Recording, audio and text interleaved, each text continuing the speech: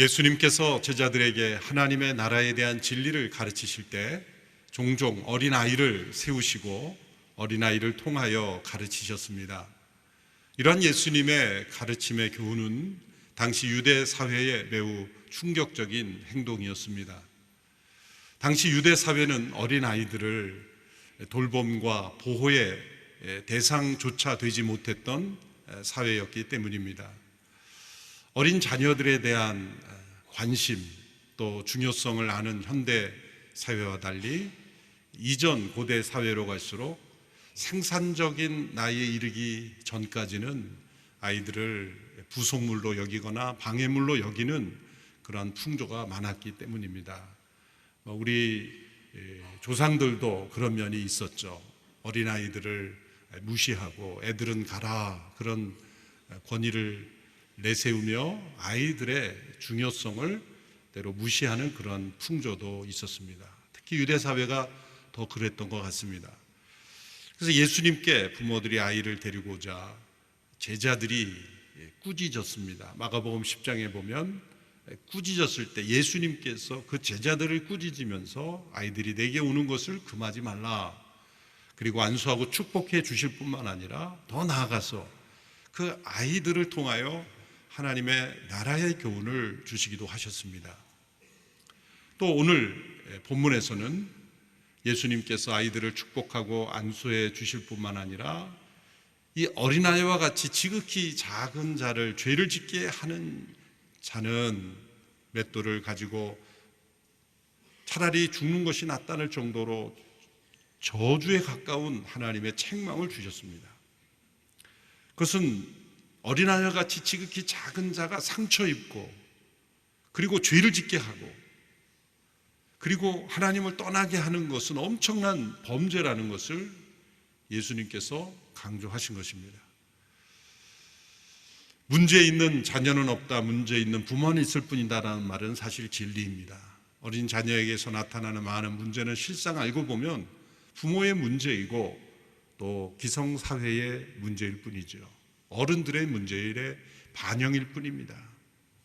그러므로 지극히 작은 자인 어린아이들이 죄를 짓게 하는 것, 그 죄가 얼마나 무서운지를 깨닫고 우리를 하여금 우리의 다음 세대에 대한 영적 책임을 더 말씀을 통해, 어린이 주의를 통해 깨닫게 됩니다. 그러나 예수님은 이 어린아이에 대한 돌봄을 넘어서서, 그 책임을 넘어서서 어린아이를 통해서 하나님이 어떤 분이신가, 또 하나님의 나라가 어떤 나라인가를 우리에게 교훈해 주셨다는 것이 중요합니다. 예수님께서 어린아이를 통해 하나님이 어떤 분인지를 설명할 때는 어린아이의 부정적인 측면을 말씀하는 것은 분명 아니겠죠. 어린아이의 연약함, 또 경험이 부족하기 때문에 보는 시야가 좁은 것, 또 때로는 자기중심적인 모습, 그래서 영어로는 childish라고 그렇게 표현하여 어린아이의 부정적인 모습을 표현하죠. 또 childlike라고 할 때는 어린아이의 긍정적인 모습을 의미합니다. 선교지를 가보면 제가 기억나는 인상적인 그 모습의 대부분은 선교지에 있는 어린아이들입니다. 세네갈의 그 곤나바 마을의 그 사막에서 뛰노는 아이들의 모습, 그저 모래밖에 없고 시멘트로 만든 집 몇 채 몇 개, 아무것도 없는 그 마을에서도 어린아이들은 공 하나만 있습니다. 그 찢겨지고 제대로 되지 않는 축구공이지만 그 공 하나를 갖고 모두가 다 즐겁게 노는 모습, 소유가 없어도 아이들은 행복을 만들어내는 능력이 있는 것 같았습니다. 또 아마존 밀림의 단기 선교 갔을 때 보이는 것은 하늘과 나무와 흙과 물밖에 없는 그 지역에서도 어린아이들은 행복하게 뛰노는 모습을 보았어요. 충격적인 것은 어린아이의 장난감이 큰 아나콘다 뱀이었어요. 아이들이 뱀을 감고 뱀과 더불어 노는, 장난감이 없는데 그 뱀이 돌아다니니까 잡아서 장난감처럼 노는 그런 모습들.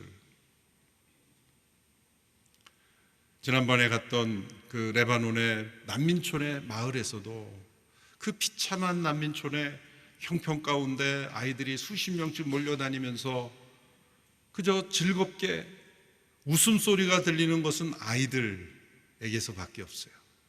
우리 어른들은 삶에 지쳐서 경쟁사회에 비교의식에 그 피곤함에 지쳐서 어른들에게서는 웃음소리 그리고 행복한 소리가 들려오지 않지만 어린아이에게서는 어른들이 잃어버린 그 무엇인가가 있는 것입니다.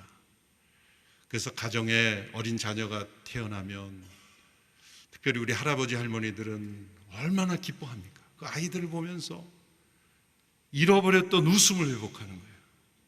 잃어버렸던 행복을 되찾는 것이죠. 어른이 되면서 잃어버린 아이의 긍정적인 모습을 다시 한번 생각해 보면서 더 나아가서 죄로 말미암아 어린아이에게서도 파괴되었지만 하나님께서 어떤 분인가를 어린아이의 성품을 거울을 통해서 우리에게 알려주시는 교훈을 오늘 본문을 통해 들을 수가 있습니다. 첫 번째로 예수님께서 어린아이와 같이 되지 않으면 하늘나라에 들어갈 수 없다. 어린아이처럼 되어야 하나님 나라에 들어갈 수 있다라고 말씀하실 때는 의심 없는 믿음을 말씀하는 겁니다. 오늘 보면 3절의 말씀을 우리 같이 읽어보겠습니다. 시작.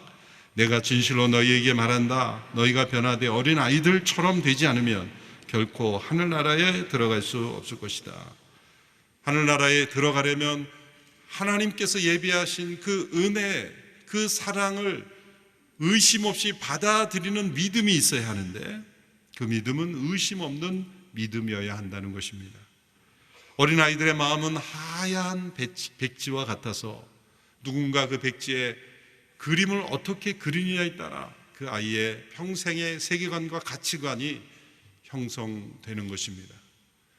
북한을 보면 저런 사회가 어떻게 가능할 것인가 모두가 의아해하지만 그것은 비밀은 어린아이에 대한 교육이 있는 것이죠. 끊임없는 아이들에 대한 교육, 우상화 교육, 의식화 교육을 통하여 하얀 배지장에 그림을 그려버리는 겁니다.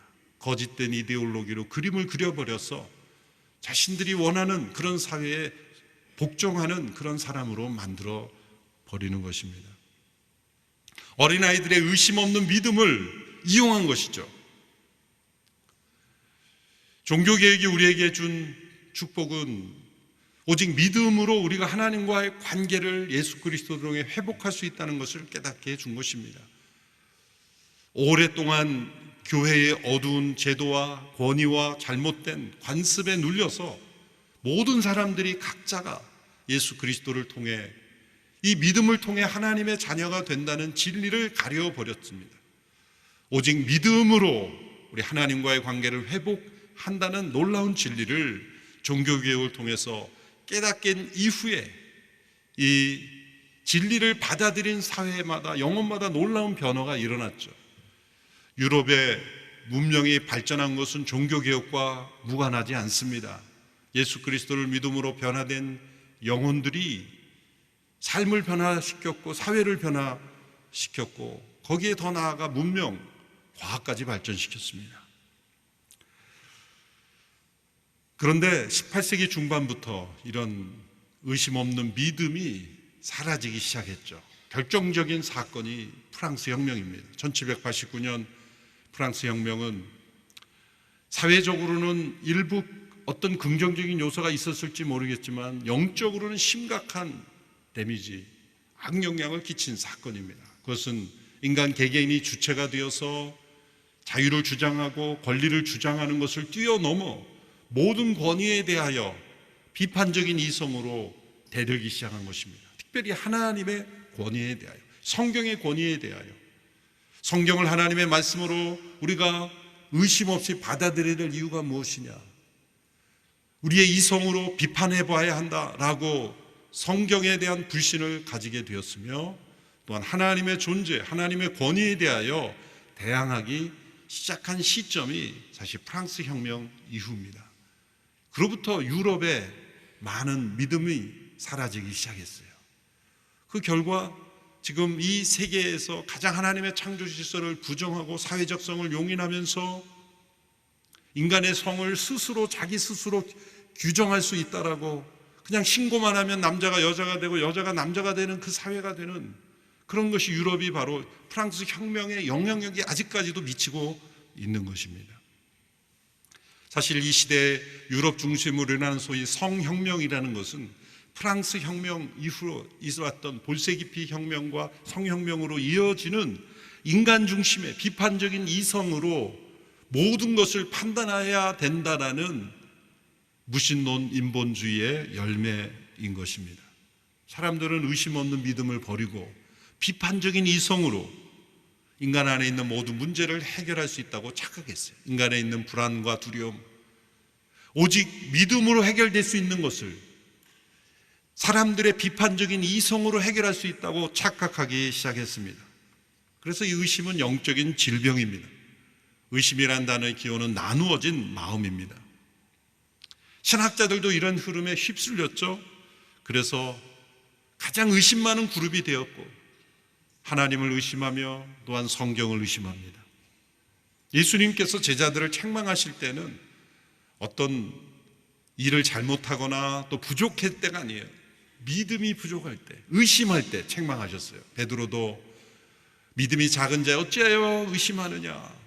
부활하신 예수님께서 제자들 앞에 나타나셨음에도 불구하고 예수님을 유령처럼 여기는 제자들에게 어찌하여 마음에 두려워하며 어찌하여 마음에 의심이 일어나느냐, 그 의심에 대하여는 하나님 예수님께서 강하게 책망하셨습니다. 야고보서 1장 6절에 의심하는 자는 바람에 밀려 요동하는 바다 물결 같다고 말했습니다. 요동치는 물결처럼 흔들리는 인생은 그 마음속에 의심 없는 믿음이 아닌 의심으로 자신의 이성을 의지하는 인생이기 때문입니다. 우리가 의심 없는 믿음으로 하나님 앞에 나아갈 때 놀랍게도 그 영혼은 하나님을 전적으로 의존하게 됩니다. 어린아이로 다시 되돌아가 보면 이때 어린아이라는 단어는 파이디온이라는 헬라어는 학령기 이전에 우리로 말하자면 유아기의 전후 정도 됩니다. 참 부모님께 대해 아직도 절대적인 의존을 갖고 있는 때죠. 그 연령을 지나면 다 아이들도 압니다. 우리 부모님이 해줄 수 없는 게 더 많다는 것. 그 나이에 이를 때까지는 부모님 마치 전능한 존재인 것처럼 뭐든지 필요한 부모님께 다 구하죠. 그런데 이제 안 된다는 말을 많이 듣고 못한다는 말을 많이 들어서 부모님이 못하는 게 더 많구나. 이제 나중에 깨닫지만 그 이전에는 뭐든지 필요하면 부모님께 달라고 그러고 하고 싶으면 하겠다 그러고 전적인 의존입니다. 그런 어린아이들이 이제 어린이날이 되어서 선물을 주면 얼마나 기뻐합니까? 받자마자 넙죽절하면서 아버지 어머니 감사드립니다, 송구합니다, 이런 선물을 저에게 어찌 주시나요? 제가 이 선물을 어떻게 갚아야 될지 모르겠습니다. 그런 아이 없습니다. 선물을 받고 얼마나 기뻐하고 즐거워하고 부모들은 그 기뻐하는 모습을 기뻐하는 거죠. 이 아이가 감사도 안 하고 절도 안 하고 그렇게 따지는 부모가 없죠.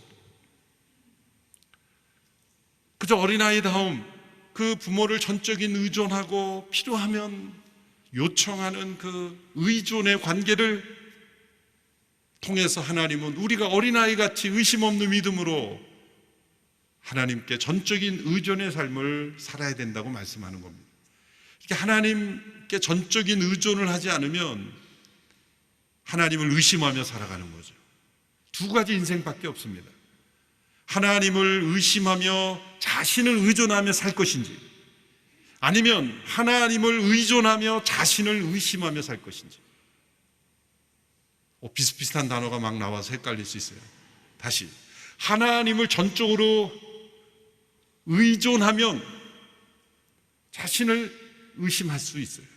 의심의 대상은 나여야지 하나님이어서는 안 돼요.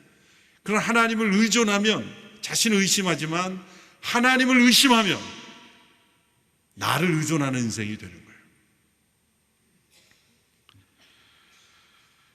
어린아이 같은 의심 없는 믿음이 우리가 하나님 나라에 들어가게 하며 또한 하나님의 은혜와 축복을 누리게 하는 거죠. 수많은 사람들이 이 비판적인 의성을 의지하며 하나님을 의심하도록 이끌었던 유명한 철학자의 말이 있죠. 데카르트의 말이죠. 나는 생각한다, 그러므로 존재한다. 그런 말이 사실 여기에서 생각이라는 단어는 사실 의심, 회의, 그런 단어로 바꿔야 됩니다. 그저 고상한 생각을 얘기하는 게 아니라 모든 것을 그냥 의심 없이 받아들이지 마라. 너의 비판적인 이성으로 의심하고 회의해봐라는 의미가 담겨 있는 겁니다. 그러나 우리는 그런 말을 의지하며 살아가는 인생이 아닙니다. 모든 신자들은 헤르만 바빙크라는 분이 말한 대로 나는 믿는다, 그러므로 나는 존재한다. 하나님은 존재하신다. 우리의 존재의 근거가 하나님께 대한 의심 없는 믿음에서 출발하며 하나님께 나아가는 우리 모두가 되기를 축원합니다. 그런 자에게 하늘나라가 주어지고 그 하늘나라의 축복을 경험하게 된다는 겁니다. 둘째, 예수님께서 오늘 본문의 4절에서 어린아이같이 자신을 낮추는 사람이 하나님 나라의 큰 자라고 말씀하실 때 그것은 지배 욕구가 없는 섬김을 가져야 된다는 겁니다. 4절의 말씀을 우리 같이 함께 읽어보겠습니다. 시작. 그러므로 누구든지 어린아이와 같이 자신을 낮추는 사람이 하늘나라에서 가장 큰 사람이다. 예수님께서 어린아이를 통해 교훈하셔서 첫 번째 하나님 나라에 들어가는 자가 누구인가 라고 말씀하셨고, 두 번째는 하나님 나라에서 큰 자가 누구인가 라고 교훈 주실 때 어린아이를 세우셨습니다. 제자들은 여러 번 서로 다투었습니다. 그 다툼의 원인은 누가 큰 자인가입니다. 모든 종류의 다툼은 그 이면에 누가 큰 자인가라는 그러한 질문이 들어있는 겁니다. 누구의 말이 더 영향력 있는가, 또 누가 더 권위 있는가라는 겁니다. 사람들이 두세 사람 이상 모이면 사람들은 늘 서로를 평가하면서 내가 이 사람 말을 들어야 되는가, 저 사람이 내 말을 들어야 되는가, 사람들은 은연중에 서로를 평가하며 누가 더 큰 자인가라는 질문을 던집니다. 제자들이 서로 모여서 예수님을 따르다 보면 누가 더 큰 자인가? 장차 예수님께서 우리에게 허락하실 하늘나라에 누가 더 큰 자인가? 그런 질문을 던졌던 거죠. 동물들도 있습니다. 동물들도 무리를 지면 사람들은 모이지만 그 안에 서열 정리가 되죠. 모든 동물이 다 그렇습니다. 특별히 닭 같은 경우에는 한 10마리를 모아놓으면 서열 정리가 아주 잘 된다 그래요. 순식간에 서열 정리가 된대요. 우리는 어떻게 되는지 모르지만 서열 1위인 닭이 2위를 쪼으면 가만히 있는데요. 대들지 않는답니다. 사람은 10명이 모아서 누군가 누구를 하면 가만히 있지 않죠. 사람들에게는 누가 더 큰 자인가가 큰 이슈입니다. 그런데 예수님께서 그러한 제자들에게 어린아이같이 자기를 낮추는 사람이 라고 말씀하셨어요. 도대체 어린아이에게서 자기를 낮춘다는 모습이 어떤 모습이 보이는가 이해하기가 쉽지 않습니다. 그런데 앞서 말씀드린 어린아이의 연령이 파이디온이라고 할 때 바로 그 연령이라 그랬죠. 전적인 의존의 관계의 나이입니다. 우리 서빙 온누리교회 옆에 있는 공원, 용산구에 여러 유아 어린이집에서 아이들을 데리고 옵니다.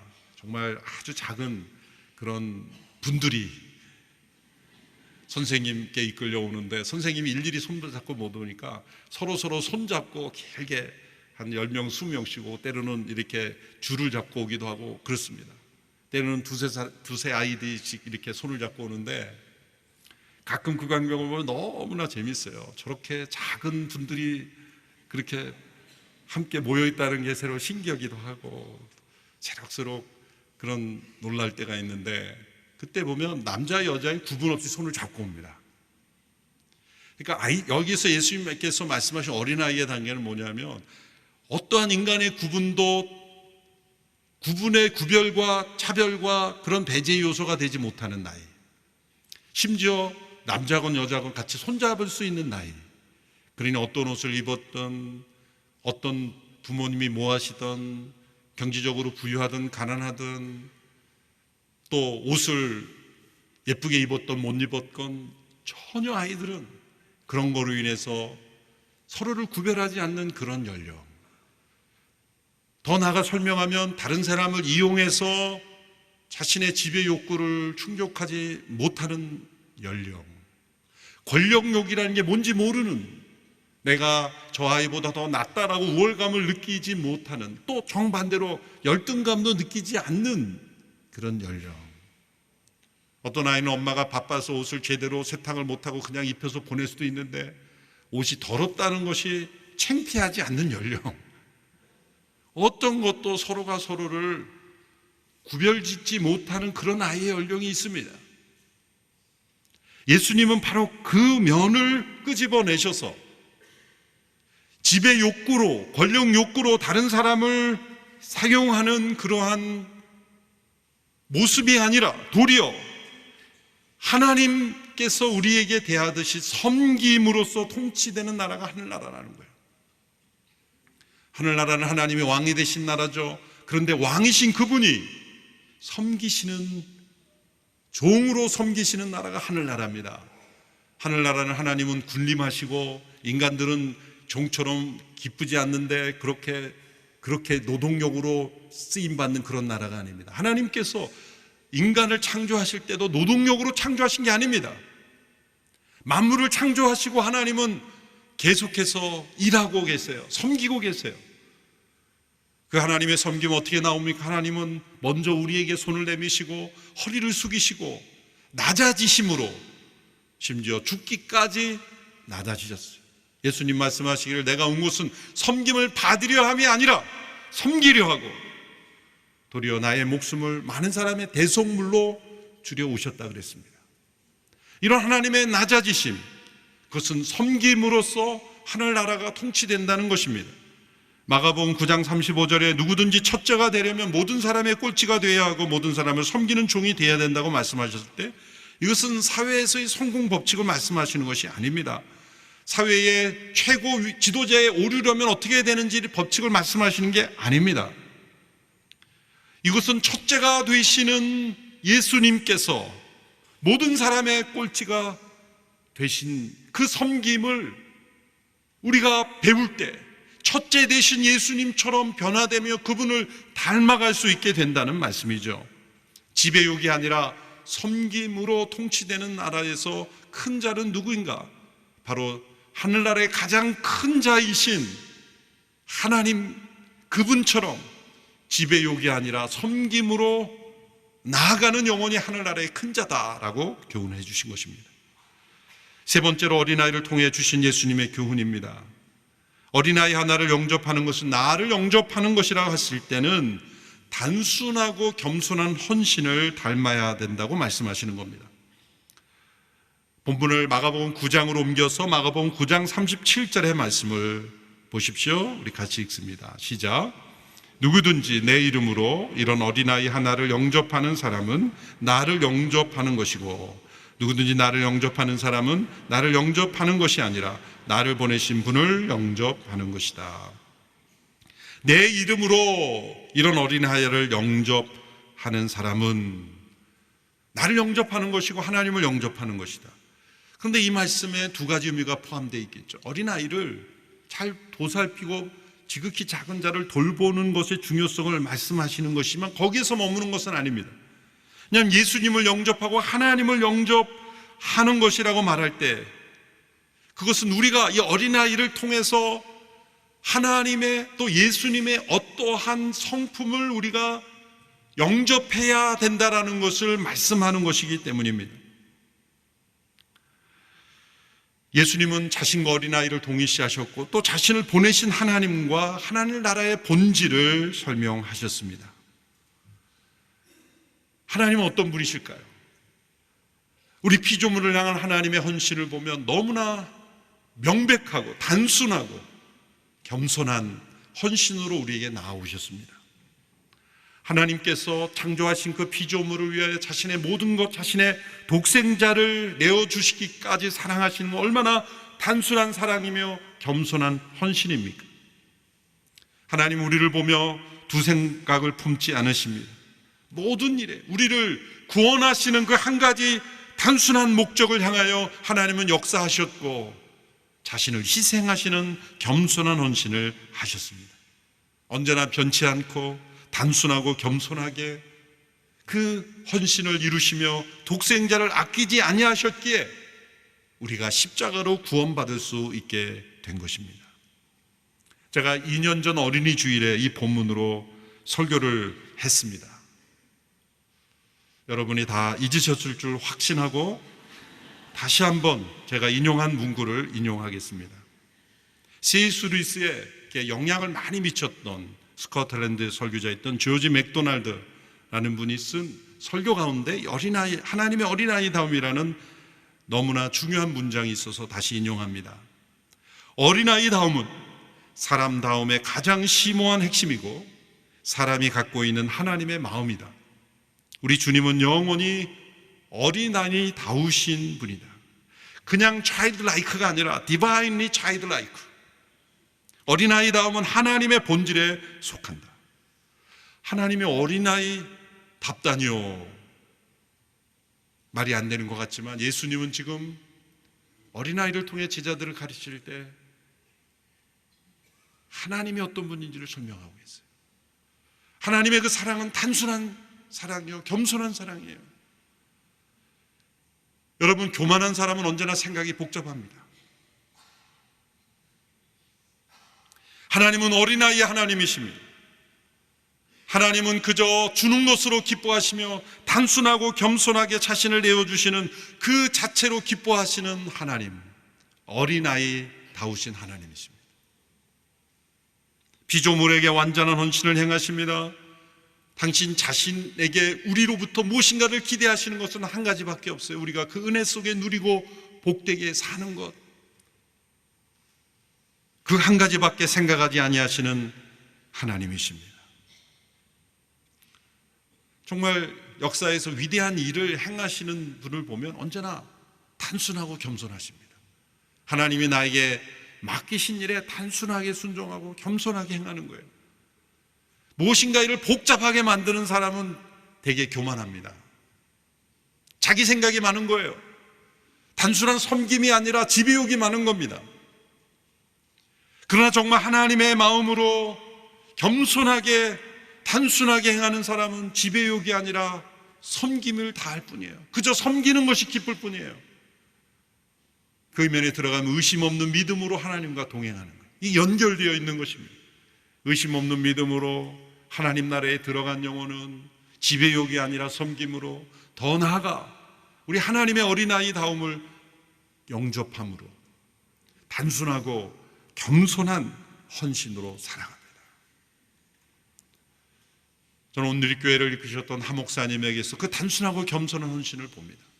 한동대학교를 이끄셨던 김영길 장로님에게서도 그 단순함과 겸손한 헌신을 봅니다.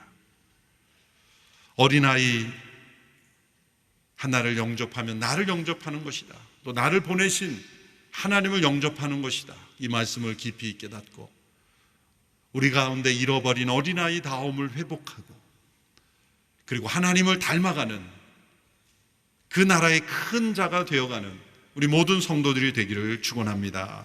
기도하겠습니다. 하나님 아버지, 어린아이를 통해 우리에게 교훈하시는 주님의 음성을 듣고 우리 아버지 하나님의 어린아이다움을 날마다 더 깊이 체험하고 형성해가는 저희들이 되게 하여 주시옵소서. 우리의 자녀들을 죄 짓지 않도록 잘 이끌며 보살피며 교훈하는 저희들이 되게 하여 주시옵소서. 오늘 성찬을 함께 나눕니다. 주님의 단순하고 겸손하신 헌신으로 우리에게 생명을 내어 주셨습니다. 부활의 생명으로 살게 하셨으니 감사합니다. 성찬에 참여할 때 주께서 우리에게 주신 그 은혜가 우리의 심령 깊이 뿌리내리는 역사가 있게 하여 주시옵소서. 예수님의 이름으로 기도합나이다. 아멘.